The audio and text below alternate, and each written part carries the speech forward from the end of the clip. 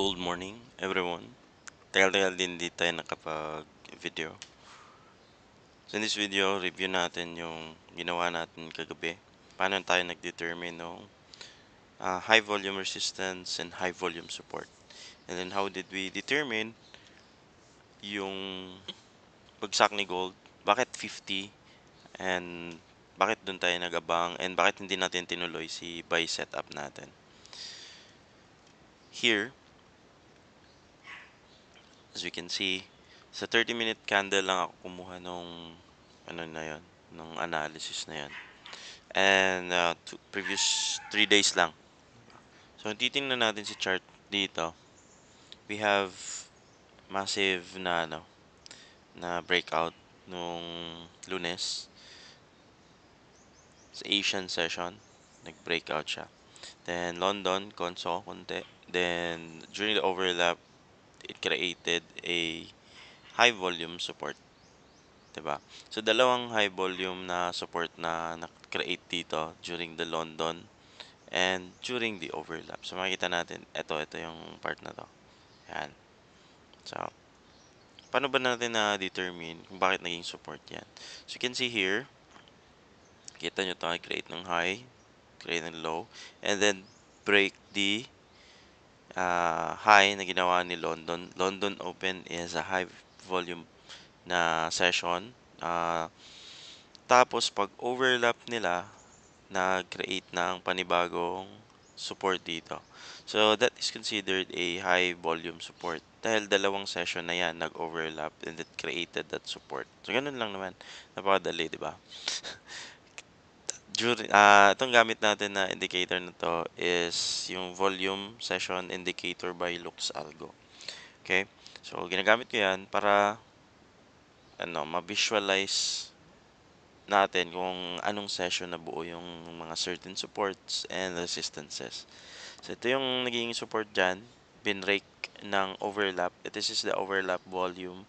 Nagtulak doon pataas. So, we can say na etong mga prices na andito, from 350, 345 to 350, to 360, it will act as a support. So, may magiging reaction yung market basta pumunta sa mga presyo na yan. So, yan yung magiging high volume na support natin. High volume support. Now, nag-push up siya. Push pataas ng pataas. And then, nauntog siya dito. Created pa rin sa high volume na session. Okay? So, dito siya nintog sa overlap. So, may nakita tayo dyan, merong na-create na high volume na resistance.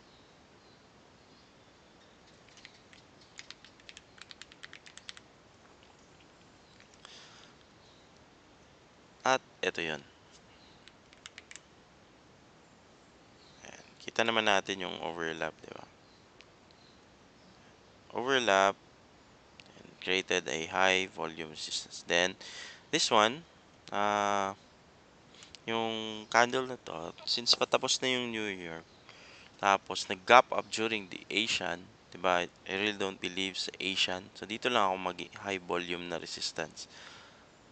Kasi, this is during yung offloading nung London and then kasagsagan nung New York na session. So, that would be your range for the following day. Diba? Sa high volume support and high volume na resistance. Now, yung kagabi, sinabi ko, our support would be the 3350. Okay, psycho level.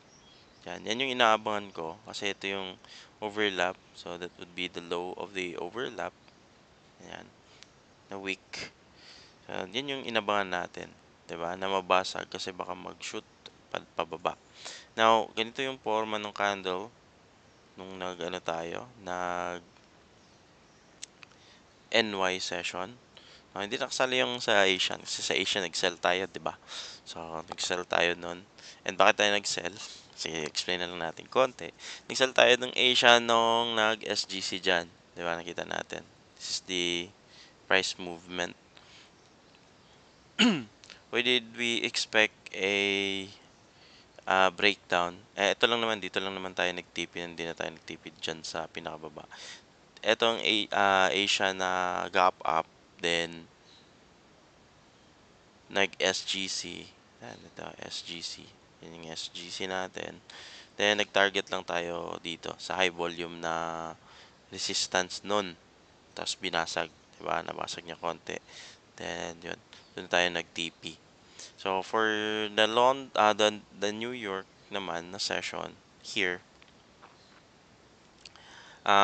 di ba sa London, sabi ko ano tayo, buy sa London, but hindi. Nag-conso lang siya sa London. So, doon tayo sa New York.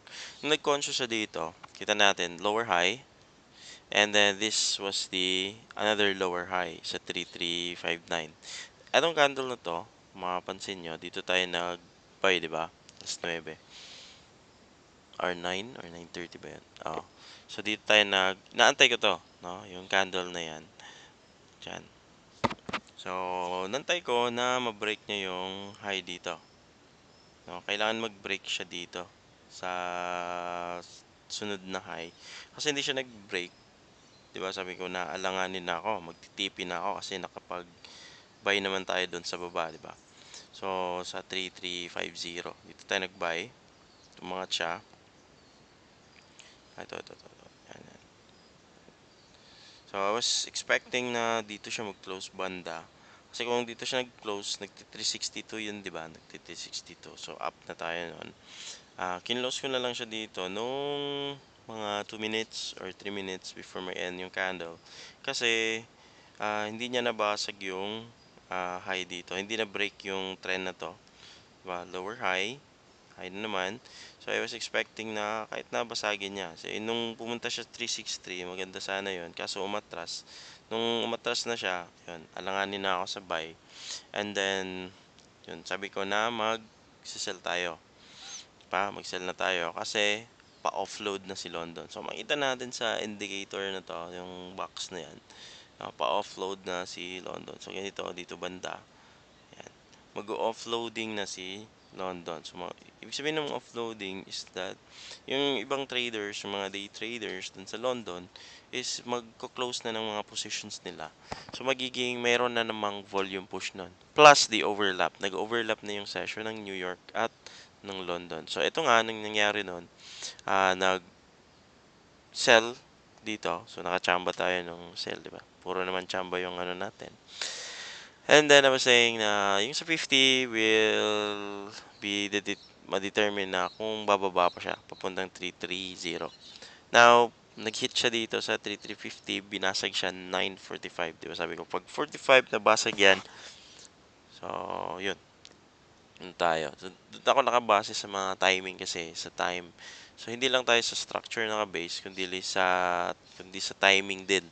No, kailangan natin yung timing kasi alam natin kung bakit mangyayari siya ngayong oras na 'to. So, sa mga hindi pa familiar sa timing, you watch the video about the temporal precision. Kasi nandun, naka-table yun kung saan yung mga pullbacks, saan yung mga breakouts, mga kadalasan nangyayari. So, now it's offloading time and then papunta sa offloading time and then binasag si 50. So, we have greater chance na yung momentum ng mga oras na to will spike down to 330. Bakit 330? Bakit naman nasabi ko na 50 yung high volume support? This is the average nung range na to. And this is a psychological support na 50. Then, pag nabasag yan, mabilis lang itong tanggalin. Kasi Asian session lang naman to eh. So, manipis yung volume na to. Yung angat na to is manipis. So, I was thinking na kayang ubusin nung offload plus overlap market yung volume na to. So, hindi naman niya naubos lahat kasi bumalik. No, ito lang yung nakuha niya at least yan diyan nauntog sa isang high volume na resistance diyan. Support pala. Resistance turn support. Kasi yun yung binrake. So, ito yung volume nito is manipis lang yan. So, if ever mag-breakdown ulit, hanapan nyo lang nung Asian na, na session. Mabilis na ano yan, mabilis na na iko-correct yung prices na 'yan, 'no, basta Asian. But but 'to, kaya 'to, ito yung mga box, kasi yung London tsaka New York na nilagay ko, yung Asian hindi.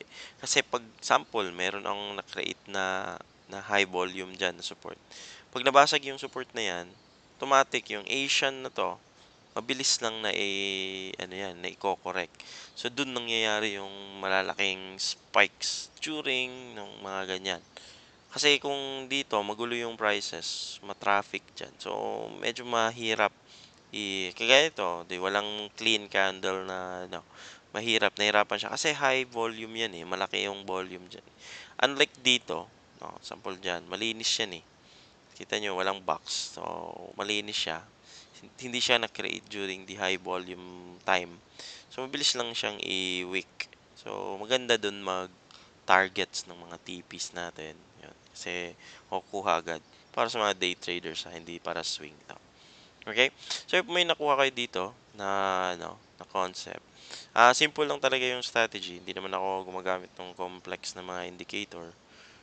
Yung sa akin lang is the determination, yung determining a high volume support and a high volume resistance. And then the timing of your entries. So, kailangan mo talagang timingan yan. Timing ka na may momentum plus volatility plus meron ka pang volume. 'Di ba? Volume, volatility, and momentum. So, meron din tayong video noon. So, tingnan nyo lang sa video natin. And, yun. For today, tingnan muna natin ano magiging structure ni Asian. And maybe I won't trade the Asian session ngayong araw na to. Doon lang tayo sa London and New York. But 2 days na straight, si London is nagko-conso lang. So, tingnan natin ngayon kasi Wednesday ngayon. The real volume is today. So, may 3 times swaps tayo na volume plus yung volume nila. So, medyo ma-wild si market. But, laging tandaan, may NFP yung linggo na to. So, maybe now or tomorrow magmo-move na si price and then sa NFP magwi-whip. So, tingnan lang natin. Alright? So, manage your risk always and be consistent. Huwag magmadaling mag-profit. Huwag madaliin yung accounts nyo. Huwag nyo i-flip. Kailangan meron kayong system na sustainable. Okay? So, God bless everyone. Hope na may natutunan kayo sa video na to.